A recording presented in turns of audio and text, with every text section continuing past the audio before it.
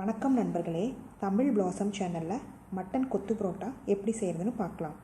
அதற்கு தேவையான பொருட்கள்: புரோட்டா சிறுசாக கட் பண்ணி வச்சுருக்கேன், 2 மீடியம் சைஸ் தக்காளி கட் பண்ணி வச்சுருக்கேன், கொத்தமல்லி இலை, ஒரு பெரிய வெங்காயம் கட் பண்ணி வச்சுருக்கேன், சிறிதளவு கருவேப்பிலை, ஸ்பெஷல் மட்டன் கிரேவி, 3 நாட்டுக்கோழி முட்டை, மிளகாய்த்தூள் உப்பும் கலந்து வச்சுருக்கேன், 1 டீஸ்பூன் மிளகாய்த்தூள் எடுத்துருக்கிறேன். Special parotta mutton gravy link description பாக்ஸில் கொடுத்துருக்கேன், நீங்கள் அதை பார்த்துக்கோங்க.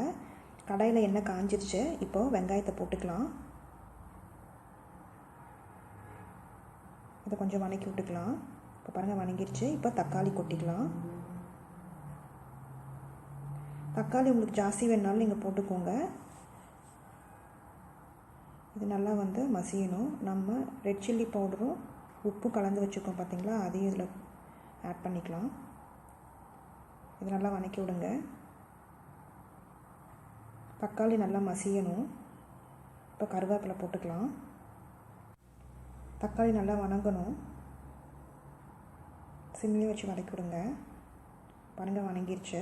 இந்த ஸ்டேஜில் புரோட்டாவை போட்டுக்கலாம். சிறுசாக கட் பண்ணிக்கோங்க புரோட்டாவை.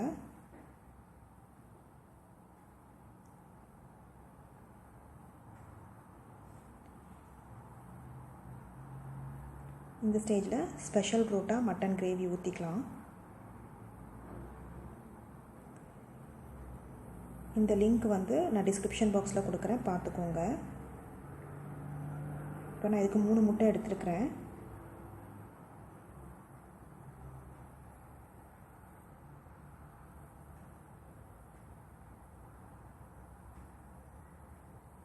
இது நல்லா கிளறி விட்டுக்கோங்க.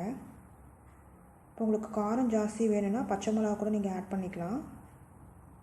ஏன்னா ஸ்பெஷல் புரோட்டா மட்டன் கிரேவிலேயே நல்லா காரம் ஜாஸ்தியாக தான் இருக்கும். அதனால் நான் மிளகாய்த்தூள் 1 டீஸ்பூன் போட்டிருக்கேன். உங்களுக்கு ஜாஸ்தி வேணும்னா போட்டுக்கோங்க. உப்பும் கிரேவியில் இருக்கும், ப்ளஸ் புரோட்டாலேயும் இருக்கும். அதனால் உப்பு வெங்காயத்துக்கு அளவாக நான் போட்டிருக்கேன்.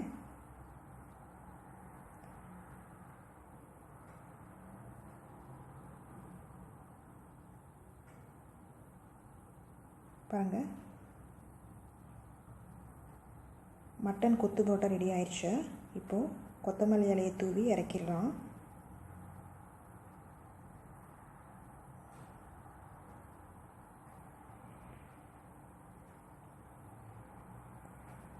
பாருங்கள், ரெடி ஆயிடுச்சு. மட்டன் கொத்து புரோட்டா ரெடி ஆயிடுச்சு. இந்த ரெசிபியை செஞ்சு பார்த்துட்டு உங்களோட கமெண்ட்ஸ் என்னன்னு சொல்லுங்கள். பிடிச்சிருந்தால் லைக் பண்ணுங்கள், ஷேர் பண்ணுங்கள், சப்ஸ்கிரைப் பண்ணுங்கள்.